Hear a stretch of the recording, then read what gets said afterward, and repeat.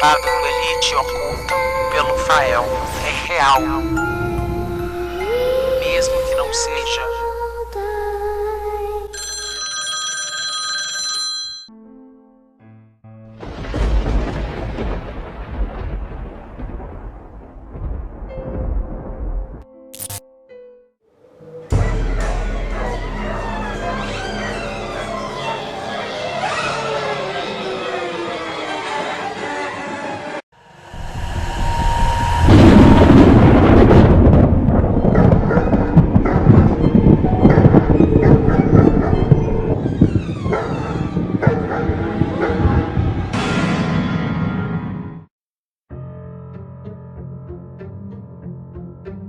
Sempre que eu lembro disso, eu sinto um ar frio subindo a minha coluna, fazendo meu corpo arrepiar por inteiro. O ano era 1995. Um dia, como de costume, eu fiquei até mais tarde na fábrica de tecidos, a Paranatex Textil, na cidade de Apucarana, no Paraná. Eu trabalhava como porteiro nessa fábrica e estava acabando de tomar um café e prosear com os dois seguranças da noite. Era mês de junho e o inverno aqui da cidade é de congelar os ossos. Então, estava eu tomando um café bem quente e comendo uma broa de milho, enquanto proseava com os dois seguranças da fábrica. Era por volta das 3 da manhã. Meu turno se encerraria às 5 da manhã. Lembro-me que falávamos sobre o desenho Cavaleiros do Zodíaco, e mesmo já tendo os meus 25 anos na época, eu amava o anime, o qual via todas as tardes em que não estava trabalhando na extinta TV Manchete. Me lembro de escutar um forte bater de asas, seguido de um grito estridente, passando por cima da garita próxima ao portão. Um dos vigias riu e comentou que deveria ser a Fênix. Para quem não sabe, a Fênix é um dos protagonistas do desenho do qual falávamos. Eu caí na gargalhada, mas no fundo eu sabia que tinha algo de errado. O frio era tão intenso que a neblina ofuscava tudo à nossa frente. O vigia ligou a lanterna e foi andando na direção de onde veio aquele barulho, pois afinal, mesmo se tratando de um pássaro, ele estava sendo pago para averiguar qualquer coisa de estranha que acontecesse ali. Ele seguiu em direção ao barulho e nisso só ficou eu e o outro vigia na guarita conversando. Minutos depois, o outro vigia aparece pálido. Era como se ele tivesse visto um fantasma. Perguntamos a ele o que aconteceu. Ele disse que andou até a entrada do refeitório da fábrica e em cima do telhado ele viu uma silhueta negra enorme que se ofuscava na neblina. Então ele jogou a luz da lanterna na direção do que quer que fosse aquilo. E o que ele viu o fez cair para trás. O que estava ali em cima do telhado era um enorme pássaro negro. O pássaro possuía longos cabelos negros como de mulher. Sua cara era deformada e lembrava muito um rosto humano. A criatura também parecia ter seios e possuía 3 olhos, sendo os 2 da lateral totalmente negros e o do meio muito parecido com o de uma pessoa. Assim que a criatura o viu, aquilo soltou um grito que lembrava muito uma gargalhada e em seguida voou para longe. Olha, mesmo não acreditando muito nessas histórias, eu e o outro vigia Andamos em volta da fábrica procurando aquilo, mas não vimos nada, e quando retornamos, o outro porteiro já havia chegado, indicando que já estava no meu horário de ir embora. Não dei muita importância para o lance do pássaro, então peguei minhas coisas e fui embora. Eu moro praticamente do lado da fábrica, há apenas uns 10 minutos andando, e tem um cara que sempre me dá carona para ir embora. Mas como o segurança que avistou o pássaro estava passando mal pelo susto que tomou, esse cara deu carona para ele. E como ele morava em sentido oposto à minha casa, eu tive que ir caminhando mesmo. Devia ser umas 5h10 da manhã. A neblina se tornou um nevoeiro e as ruas estavam totalmente desertas. E eu já estava muito cansado quando saí da fábrica. Eu me despedi do pessoal que tinha lá e fui embora para casa a pé. No caminho, eu sempre passo por uma casa velha, com uma cara de abandonada assim, que me dá arrepios. Mas nada de anormal. Nunca aconteceu nada lá até esse dia.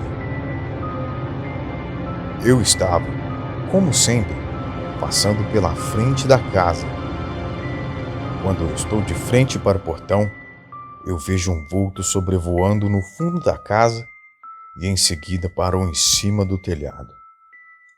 Parecia ser apenas uma pessoa olhando para a rua na direção de onde eu estava vindo. Eu evitei o máximo olhar para aquilo e, por mais que parecesse uma pessoa, eu sabia que aquilo não era desse mundo. Até tentei me convencer que era somente um urubu ou um abutre, sei lá. Eu não entendo nada de pássaros, mas eu não queria ficar lá para ver o que aquilo estava fazendo. Então o vulto se virou e deu aquele grito estridente, como o grito de um corvo mesmo, só que bem alto, e pareceu olhar diretamente para mim, apontando o bico em minha direção e fazendo menções de vir até mim. Me assustei com o barulho e foi inevitável não olhar para a coisa. Nesse momento, eu vi que aquilo não era desse mundo. A criatura era um enorme pássaro negro de aproximadamente 1,60 de altura, deformado e com feições humanas. Ele disparou na minha direção. E quando eu vi isso, eu disparei e corri rua abaixo. A coisa me perseguia e eu não conseguia vê-lo direito devido ao nevoeiro. Quando eu olho para trás, eu vi aquela nuvem negra voar atrás de mim pela rua. A coisa emitia gritos que eram semelhantes a risadas de uma mulher velha. E às vezes sobrevoava a poucos centímetros da minha cabeça. Aquele barulho de bater asas era algo terrível, extremamente assustador. Eu comecei a berrar e a correr pela rua. Eu nunca consegui correr tão rápido na minha vida toda. Depois que eu vi aquela sombra pousar em cima de uma amendoeira que havia numa praça, eu não olhei mais para trás. Eu só corri feito um louco. Em menos de 1 minuto depois, eu cheguei em casa. Mesmo com todo o desespero que eu estava, eu consegui destrancar o portão da frente e eu entrei correndo e trancando tudo. Eu estava com a impressão que assim que eu entrasse em casa e fechasse a porta, eu ia ouvir aquilo sobrevoando a minha casa. Mas não aconteceu nada. Eu olhei pela janela e nada. Esperei um tempo, mas nada aconteceu. Eu fiquei tão perturbado com aquilo tudo que eu acabei dormindo com a luz acesa. Meu turno de trabalho era um dia sim, um dia não. E quando retornei ao trabalho no dia posterior, logo dei falta do vigia e vi que havia outro em seu lugar. Perguntei ao vigia, que era meu amigo, sobre ele. E ele me disse que seu amigo simplesmente pediu conta da empresa. Segundo ele, aquela criatura o perseguiu até em casa, sobrevoou a casa dele e a todo custo tentou entrar pelo telhado de sua casa e só parou quando o sol começou a nascer. Fiquei imaginando como isso era possível, se a criatura estava me perseguindo naquela mesma noite. Como aquilo poderia ter perseguido o vigia também? Será que havia duas daquelas criaturas? Bom, acho que nunca saberei. E para falar a verdade, até hoje eu ainda não sei o que era aquela coisa.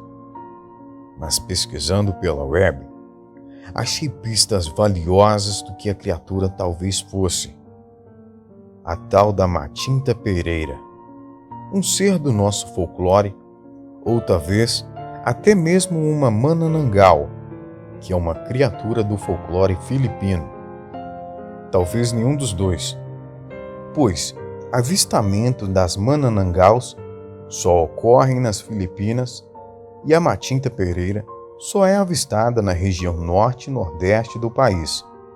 Bem, já se passaram 24 anos e o trauma daquele fatídico dia permanece ainda em minha memória.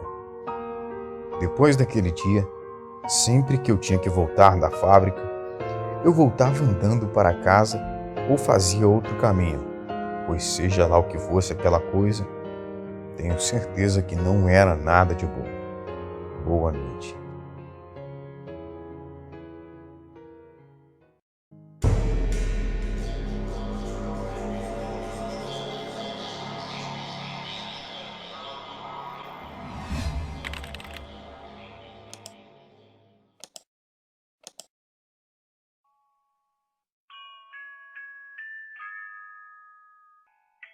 Boa noite, sou de Cuiabá, Mato Grosso, e tenho 19 anos. Tudo começou num certo dia, quando uma irmã da igreja veio falar com a minha mãe depois do culto. Na época, eu tinha 12 anos de idade. Essa irmã disse para a minha mãe que teve uma revelação, e que nesta revelação havia um espírito de bruxa na minha casa. Poucos dias depois, estava fazendo muito calor. E como só no quarto dos meus pais tinha ar-condicionado, eu e meu irmão acabamos indo dormir lá. E nesta noite, eu comecei a ter terríveis pesadelos com uma bruxa. No sonho, ela abria a porta do quarto da minha mãe e falava que ia explodir tudo. E ficava arrastando as unhas na parede, com aquele som infernal e agoniante. Logo após, ela entrou no banheiro, fechou a porta e explodiu. Então, eu acordei suado. E muito assustado, imediatamente acordei os meus pais. Eu estava chorando muito e contei o que havia sonhado. Os meus pais oraram e o restante da noite eu dormi normal. Porém, o pesadelo não havia acabado. Passei cerca de 3 dias tendo pesadelos com essa bruxa e dormindo muito mal. E para piorar mais a situação, comecei a vê-la pessoalmente, ou seja, acordado na minha frente. Eu a via correndo pela casa, arrastando as unhas nas paredes, exatamente como no sonho. Era tão atordoante que a minha mãe teve que faltar no serviço para ficar comigo em casa. A bruxa era horripilante, com baixa estatura, cerca de 1,5 m. Era exatamente como descrevem em filmes, com narigão, queixo grande e pontudo como uma verruga, e tinha os cabelos todos desgrenhados, como se tivesse levado um choque. E apenas eu era o único que via esta bruxa. E como a minha mãe tinha faltado do serviço, ela pediu que eu tocasse um pouco de clarinete para ela ouvir, pois faço parte da orquestra da minha igreja desde os meus 8 anos de idade. A minha mãe então se sentou e eu comecei a tocar. Neste mesmo momento, o chuveiro do quintal da minha casa abriu sozinho. Ou seja, começou a sair água sem ninguém tê-lo ligado. Eu e minha mãe fomos lá no fundo da casa verificar. E então eu deixei o instrumento na sala. E nisso, o chuveiro fechou sozinho. Porém, o chão estava todo molhado. Como se o chuveiro realmente tivesse sido ligado por alguém. E enquanto nós estávamos no fundo, o instrumento que eu havia deixado na sala começou a tocar sozinho. Porém, não tocava uma melodia. Mas era como se alguém tivesse o assoprando mesmo, sem nenhuma nota. E isso durou uns 4 segundos. Tempo suficiente para perceber que não era coisa da nossa cabeça. E logo após isso, a minha mãe orou comigo. E a partir daí, eu nunca mais vi e nem sonhei com essa bruxa. E até hoje eu agradeço a minha mãe por estar comigo quando tudo isso aconteceu. Porque ninguém acreditaria em mim.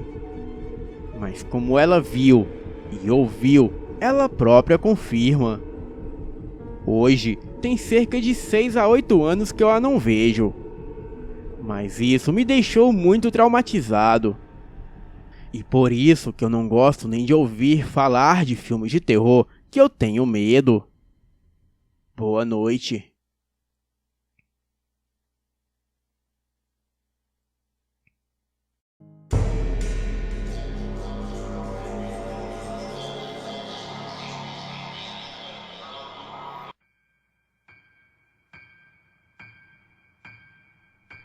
No ano de 1967, a minha avó paterna deu à luz ao seu último filho e o chamou pelo nome de Josué. Segundo ela, a criança era um bebê muito bonito e saudável. E quando o pequeno completou 6 meses de vida, a minha avó recebeu a visita de uma conhecida da família. Então, ela convidou a mulher para entrar na humilde casa de ripas, muito comum no interior do Mato Grosso, local onde a minha avó vive até os dias de hoje. O pequeno Josué estava deitado em uma rede, dormindo. A mulher imediatamente fitou os olhos no garoto. A minha avó diz que ela sorriu e, virando-se para ela, disse: "Que lindo menino! Posso segurá-lo?" A minha avó era muito ciumenta com seus pequenos, mas concordou que a mulher o segurasse em seus braços. Então, a mulher segurou Josué e disse: "Olha, se não quiser-lo criar, pode dá-lo para mim." "Claro que quero criar o meu filho!" retrucou a minha avó, tirando o pequeno dos braços daquela mulher.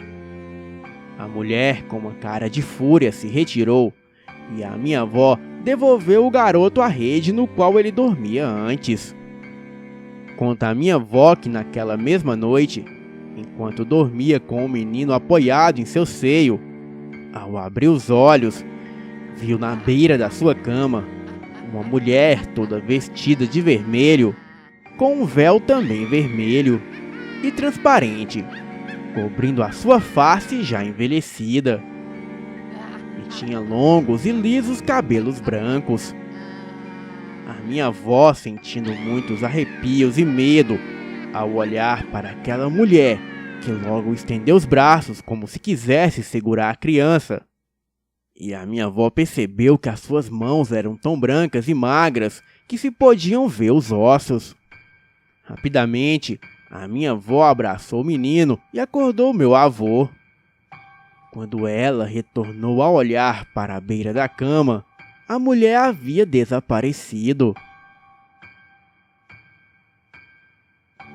No dia seguinte, ao acordar, a minha avó percebeu que o bebê rejeitava o seu seio e não queria mamar.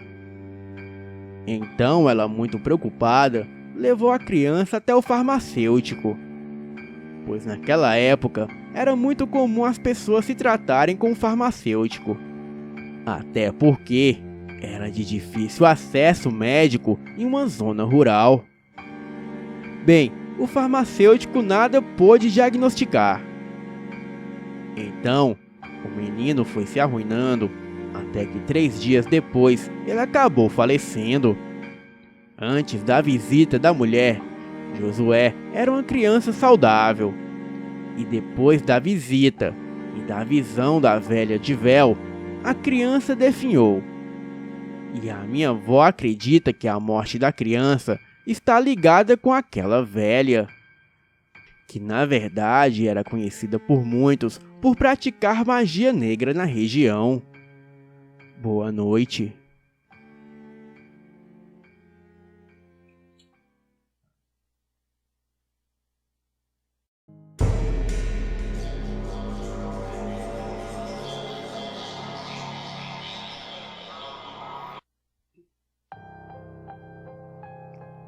Este relato ocorreu com a minha avó, por volta dos anos 60, em Cuiabá, no Mato Grosso.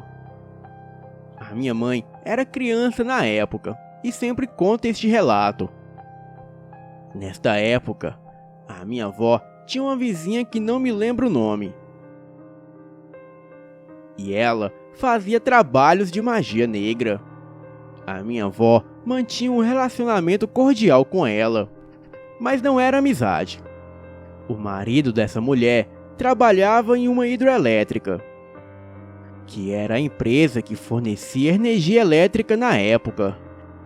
Então, esta vizinha contou para a minha avó que iria fazer um trabalho para o seu marido morrer.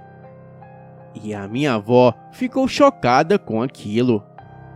E não concordando, disse para a vizinha: "Eu te desconjuro se você fizer isso." A mulher não gostou do que a minha avó disse e nunca mais falou com ela. Bem, alguns dias se passaram e o marido dessa vizinha estava trabalhando. Então ele subiu em um poste e foi eletrocutado. Morreu na mesma hora com o choque que levou. E depois de um tempo, essa vizinha da minha avó também veio a morrer. Bem, só sei que a partir daí, a vida da minha avó virou um inferno. A vizinha falecida aparecia constantemente para ela. Puxava o pé dela à noite, derrubava a minha avó da cama. E às vezes, quando a minha avó estava andando na rua, aquele espírito a derrubava sem explicação nenhuma. A minha avó não estava mais aguentando aquilo. Em uma noite, ela relatou que a mulher apareceu no quarto e puxou o pé dela. A minha avó acordou e falou bem firme: "Vai pro inferno que é o seu lugar." E a partir desse dia, isso nunca mais aconteceu. E todos aqueles fenômenos pararam. Esta é uma história real contada pela minha avó. E também pelas minhas tias e pela minha mãe, que se lembram muito bem de tudo. Boa noite.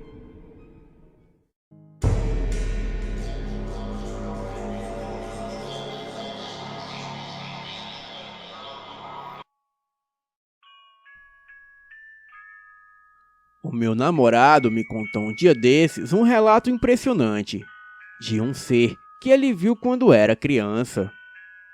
Bem, ele morava em uma pequena cidade no sul do Mato Grosso.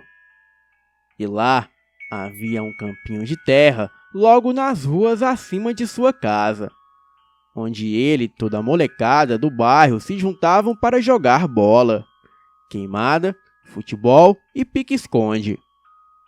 Naquela época, ele tinha 12 anos de idade. E então, ele subiu com seu pai para o campinho.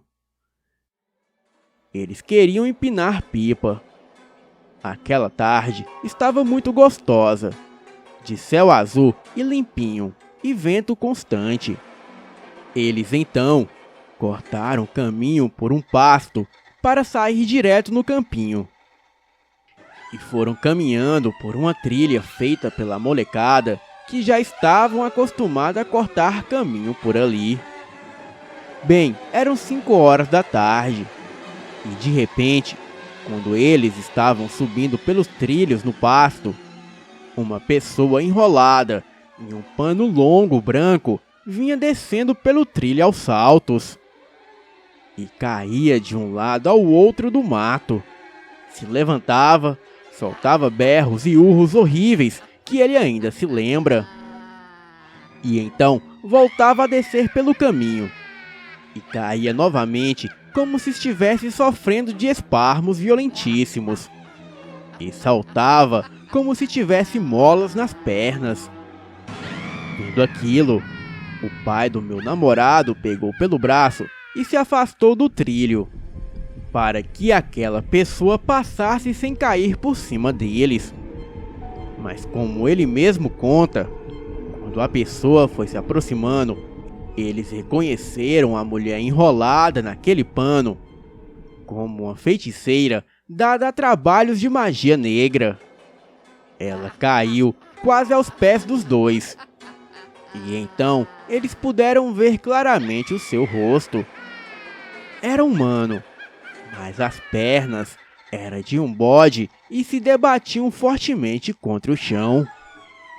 O meu namorado se agarrou ao braço do seu pai, que era um senhor sábio e bondoso, que vendo aquilo, disse para ele sem tirar os olhos da mulher: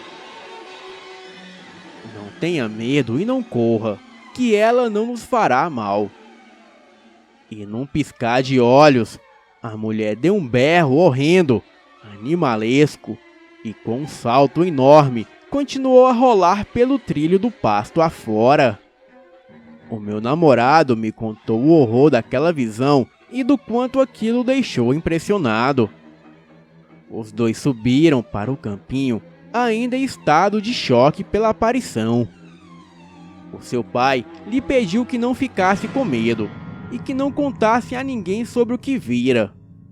Pediu que ele tivesse compaixão pela pobre mulher, que com certeza devia estar sendo vítima de atos causados por ela mesma, devido aos trabalhos de magia negra que ela tinha o costume de fazer. A partir daí, eles nunca mais souberam do paradeiro daquela mulher na cidade. Boa noite.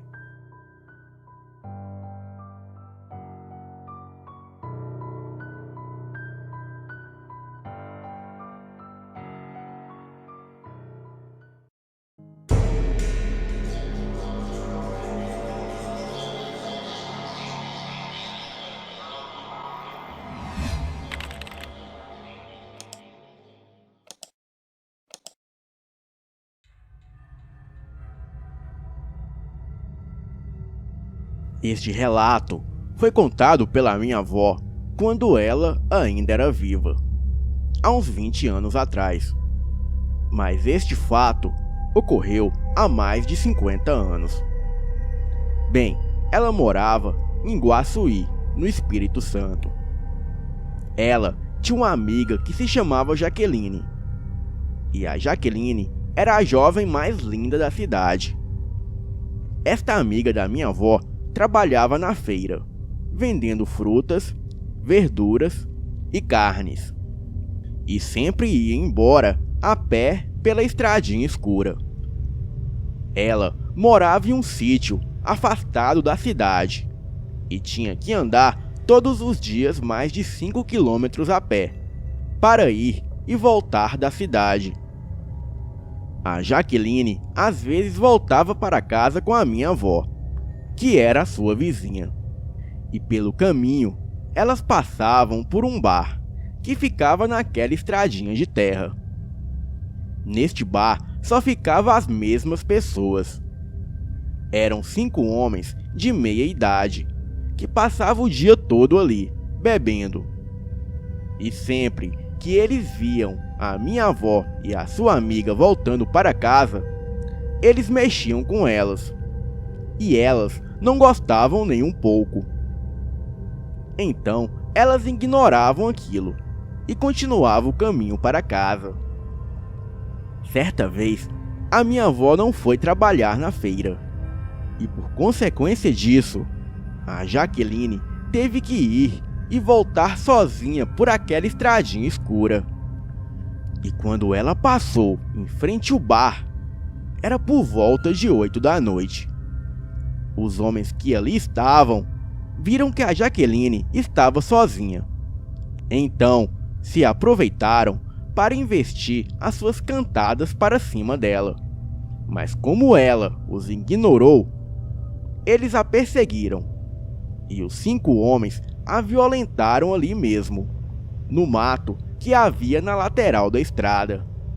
De certa forma, aqueles homens acharam que iriam sair impunes, pois naquela época, se uma mulher falasse que foi vítima de abuso sexual, ela que seria punida, e não o agressor.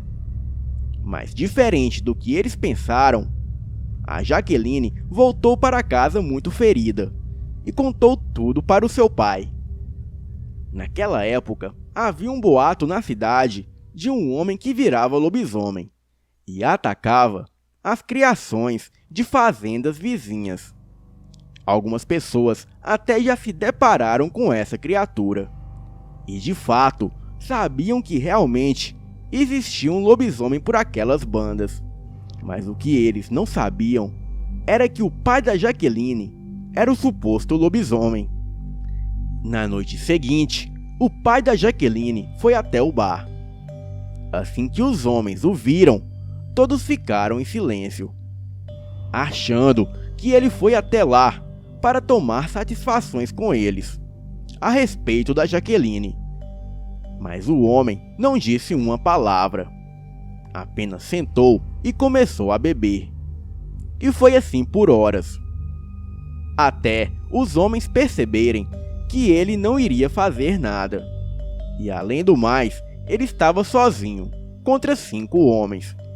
E por volta de 11 da noite, estava apenas os 5 homens, o dono do bar e o pai da Jaqueline naquele bar.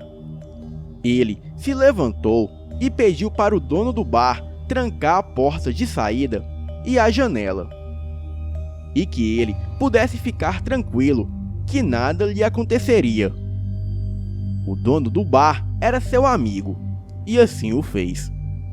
Os homens desconfiaram, achando que fosse haver briga, e todos eles empunharam as suas facas e ficaram aguardando o pai da Jaqueline fazer alguma coisa suspeita para eles atacarem. Mas o pai da Jaqueline apenas começou a gritar, tirou a camisa e em questão de segundos ele começou a se transformar naquele lobisomem que todos temiam.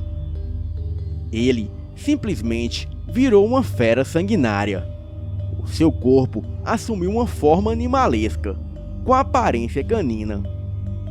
Enquanto ele se transformava, os homens ali investiram contra ele, mas foi inútil. Aquela fera dilacerou os 5 homens ali dentro do bar, deixando vivo apenas o dono do bar. E em seguida foi embora.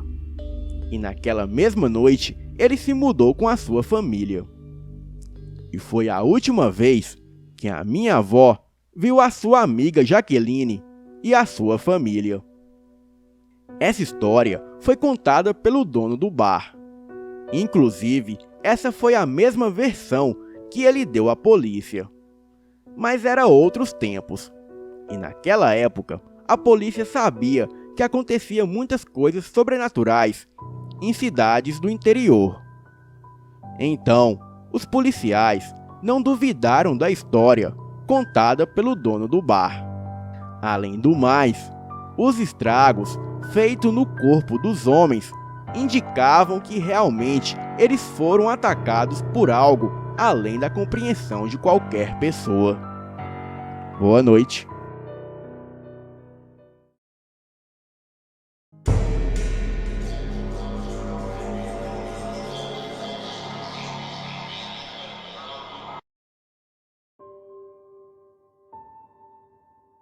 Essa história, quem conta é a minha mãe, e se passou com o meu tio. Na época, a minha família morava na roça, no interior da Bahia.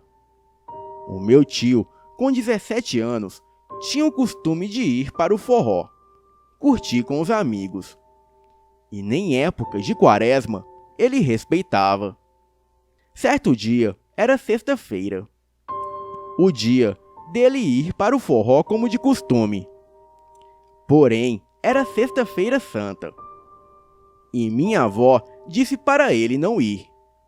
Mas ele não estava nem aí e foi para o forró à procura de um rabo de saia. A minha família morava em uma casa no meio do mato. E o meu tio, quando voltava para casa, ele passava por uma estradinha que cortava uma mata. Essa estradinha era muito escura. E lá vinha o meu tio do forró, voltando para casa.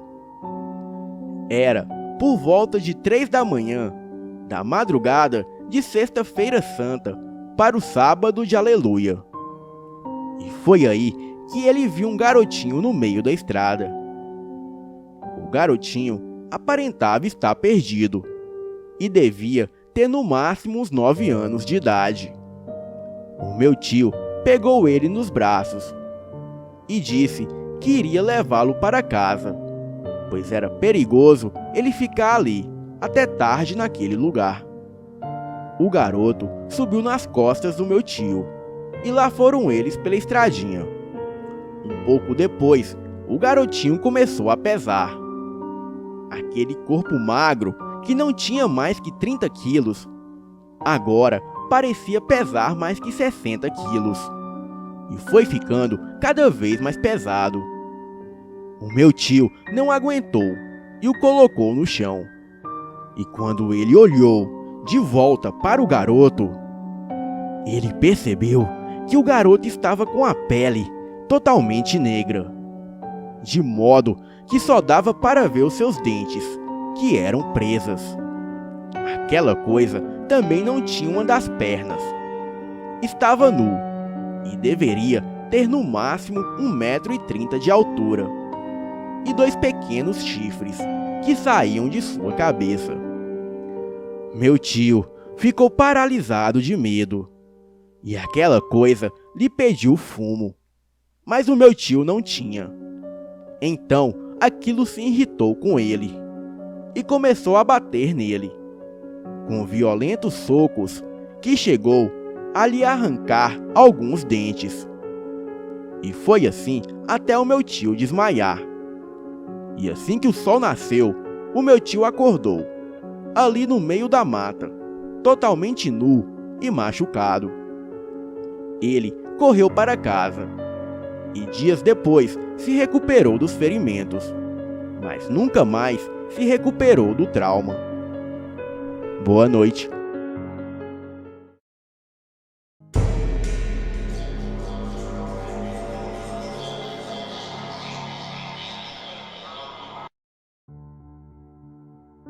Olá, me chamo Yara. Há um tempo atrás, eu estava tomando conta dos meus 2 primos, para os meus tios.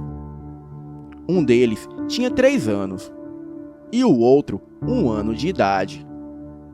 E foi aí que tudo aconteceu.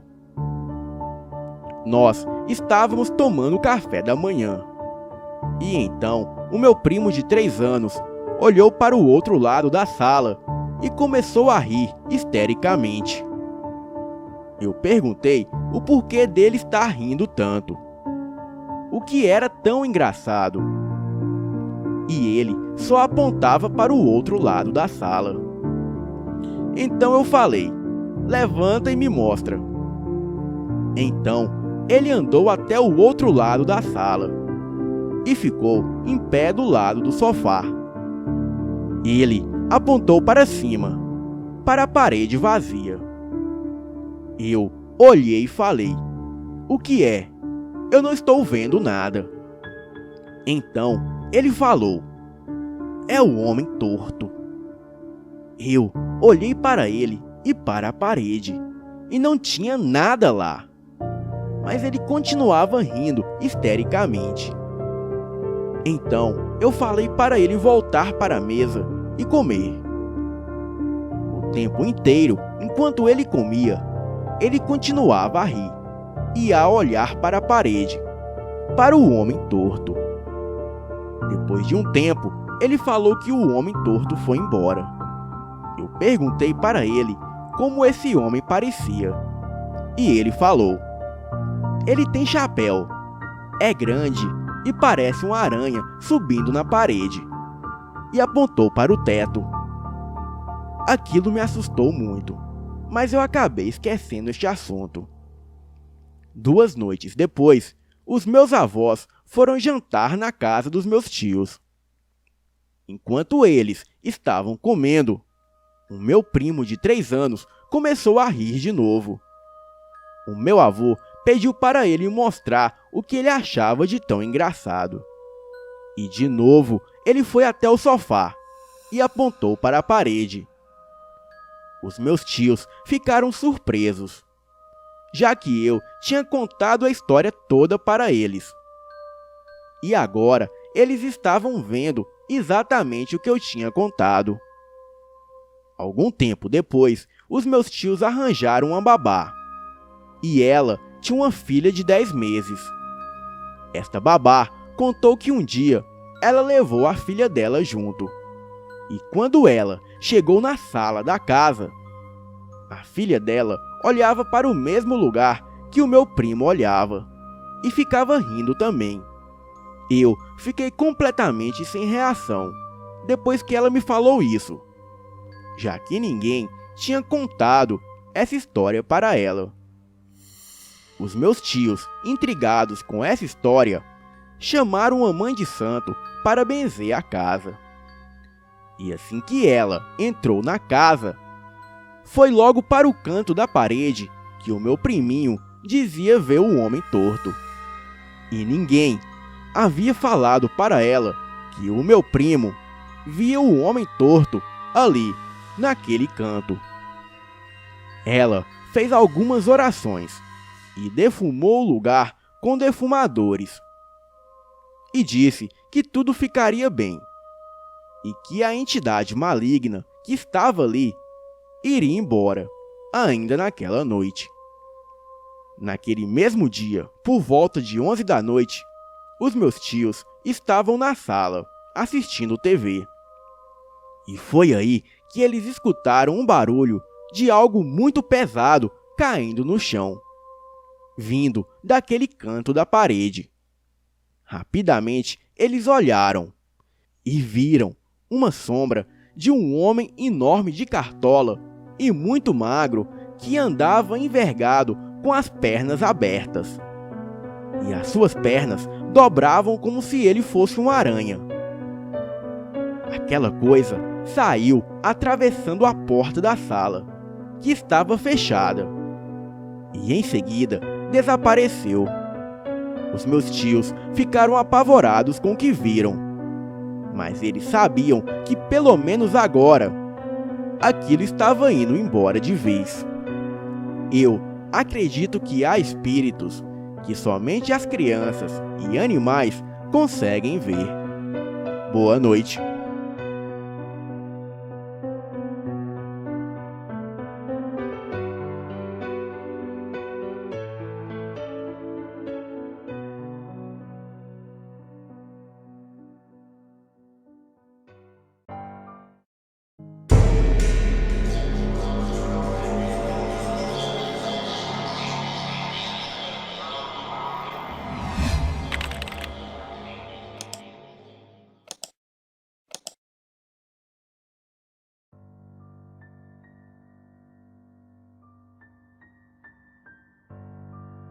Boa noite. Não vou me identificar por razões óbvias. O fato ocorrido aconteceu em 1985, em Sobral, no Ceará. E o fato se passou com o padrinho de batismo de Olavo, que se chamava Bernardo. O senhor Bernardo trabalhava na época com bodes e cabras de criação, para vender e comercializar a carne dos animais. ele tinha um bom rebanho desses animais. E ele morava e trabalhava em seu sítio, onde morava com a sua esposa e 6 filhos. Não tinha problemas com ninguém e nem inimizades. Até perceber que alguns dos seus animais estavam sumindo do nada e simplesmente desapareciam. Mas o que deixou o seu Bernardo intrigado é que num belo dia o seu bode de estimação sumiu. E ele ficou furioso com isso. O bode era tão inteligente feito um cão e atendia pelo nome de Galante. E era só o Bernardo chamar ele que ele atendia na hora. Bem, Bernardo procurou em toda a região e nada. E ficou muito chateado e irritado, falando que se descobrisse quem roubou seus animais, iria matar a pessoa. Uns dias depois, um comprador dele cancelou as suas encomendas, pois disse ter recebido uma proposta de valor abaixo do que Bernardo vendia, e com a mesma qualidade dos animais. Esse comprador chamava-se Zélio, e era um comprador antigo e amigo há muitos anos de Bernardo. E depois da compra com outro fornecedor, o Zélio chamou Bernardo para avaliar os animais comprados. Ele queria ter certeza se os animais eram de qualidade e saudáveis. E eis que na fazenda de Zélio, Bernardo se depara com Galante, o seu bode de estimação. E foi um problema, pois ele reconheceu Galante e o restante de suas criações que haviam sumido. E diante da confusão, Zélio disse que havia comprado os animais de uma senhora que morava nas redondezas. Era uma velha feia e muito antipática, e se chamava Nice. Essa tal de Nice ainda tinha fama de feiticeira da pesada. O Zélio disse ter comprado os animais na mão dela. Então Bernardo e seu comprador amigo foram na casa da velha e lá foram tirar satisfações com ela. É claro que ela negou tudo e disse que não iria desfazer o negócio.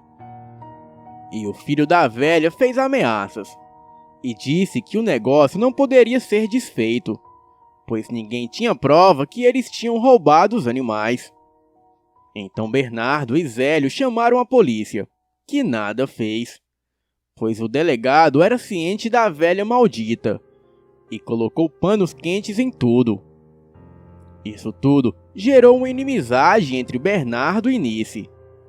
E Zélio falou que nunca mais comprava nada na mão de Nice. Algum tempo depois, Bernardo começou a encontrar os seus bodes mortos. Ele tratou de reformar cerca e grades do sítio, mas de nada adiantou, e as mortes continuaram acontecendo. O animal era sorrateiro, e quando não passava por cima, era por baixo. Bernardo, com medo de perder o seu bode Galante, o colocava para dormir dentro de casa. E tudo ia de mal a pior, pois ninguém descobriu o que era o maldito animal que roubava os animais de Bernardo. Enquanto isso, aquela criatura desconhecida invadia o sítio e matava os bichos de Bernardo. E não os comia. Um vizinho chegou a dizer a Bernardo que isso era coisa mandada, ou vingança, e que ele tinha brigado com a velha feiticeira, e ela estava se vingando. Ele disse que já ouviu dizer que o filho da velha virava bicho. Então, que deveria armar uma tocaia e descobrir que bicho era esse. E se fosse o bicho que ele pensava, teria que ser morto. Ou então, a criatura continuaria a matar, até que não sobrasse mais nada. Bernardo, ao ouvir isso, ficou pensativo. Bem, ele não gostava de problemas com a cabeça quente. E passaram os dias, e as coisas ficaram melhores com a chegada de um irmão de Bernardo que morava no Rio de Janeiro. Esse irmão levava uma vida torta, e decidiu passar uns dias longe das coisas erradas. Ele se chamava Roberto e era da pá virada. Ele não era flor que se cheira. E quando chegou e ficou sabendo dos problemas do seu irmão, tomou as dores de Bernardo e disse que iria resolver o assunto. Ficou de tocaia uma noite, até que conseguiu ver o que vinha assombrando o sítio do seu irmão. Roberto descreveu o bicho como muito preto, magro e corcunda. Chegava sorrateiramente e se esgueirava, olhava de um lado para o outro procurando se tinha algum movimento. Andava na madrugada num total silêncio, imperceptível aos ouvidos. Então foi direto ao celeiro. Roberto esperou o que o bicho iria fazer. E no momento em que o bicho começou a cavar o chão, Roberto encheu a criatura de balas. E aquela coisa gritou muito alto, quase igual a um ser humano, e depois saiu em disparada. O bicho ficou um bom tempo sem vir no sítio. E num belo dia, chega uma intimação para Bernardo e a polícia. E ele achou estranho. Mas foi até a delegacia e quando chegou lá, ficou sabendo que estava sendo acusado de ter armado uma emboscada para o filho de Nice e atirado nele. Bernardo negou e disse que nunca havia atirado no filho de Nice. E o delegado não teve como provar que ele teria dado o tiro. Mas já sabia que o delegado era pau-mandado de Nice e que a velha tinha dado o decreto de prendê-lo. Nice havia falado que o seu filho havia sofrido uma emboscada numa estrada à noite. E Bernardo provou que estava em casa em tal dia. E o vizinho confirmou que a história era verídica. Sendo assim, Bernardo foi liberado. Só que essa história não acabou por aí. A bruxa foi até o sítio de Bernardo e lá só estava a mulher e um dos filhos, o mais velho. E Nice começou a bater boca com a mulher de Bernardo. Desferiu palavras fortes que não posso citar e foi botada para fora. Mas voltou logo em seguida e mais furiosa. E desta vez o filho de Bernardo tomou a frente e expulsou a velha como se ela fosse um cachorro. E nisso a velha maldita jogou uma praga no garoto e em toda a sua família, dizendo que ele iria babar como se fosse um cachorro e comer a lavagem dos porcos.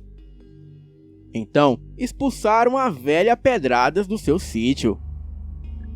E 3 meses se passaram e o filho de Bernardo começou a ficar doente e ter várias ínguas pelo corpo. Ardia em febre e ficou de cama. O nome deste rapaz era José e ele não podia ir à escola. E além de todos esses problemas, José passou a ter uma mudança de humor. Passou a ser agressivo e se irritava com tudo e com todos. Um dia, agrediu seus irmãos a socos e teve que ser contido por Bernardo e Roberto. José sempre foi um rapaz carinhoso, bom e gentil, e nunca havia respondido seus pais.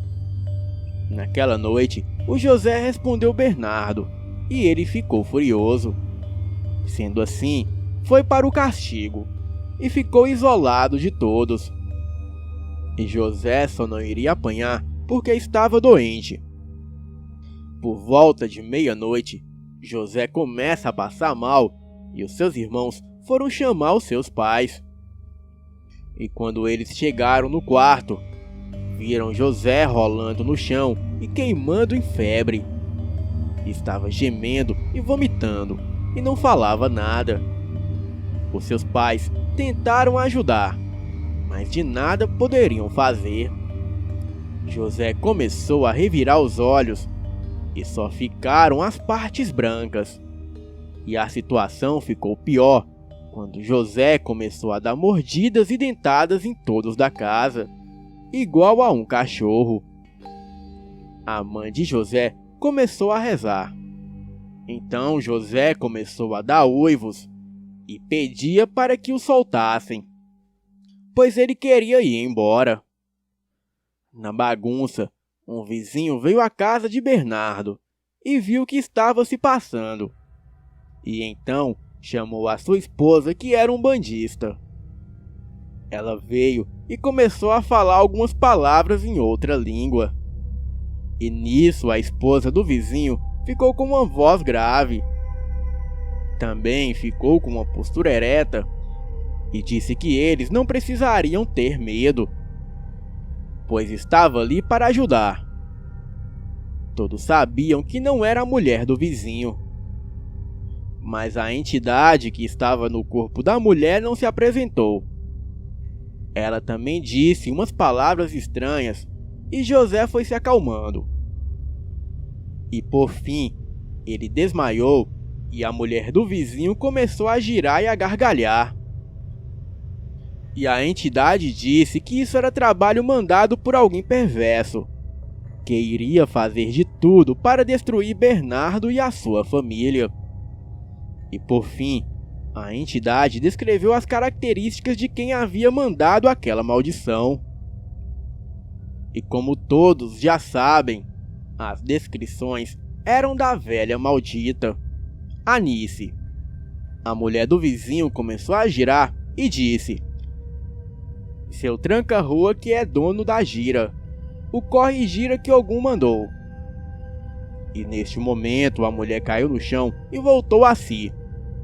Todos na casa não eram religiosos, mas agradeceram a mulher do vizinho. E depois que tudo se acalmou, ela disse que havia visto o que era que estava tentando se apossar do corpo do José. Então fizeram uma oração e todos foram para suas casas.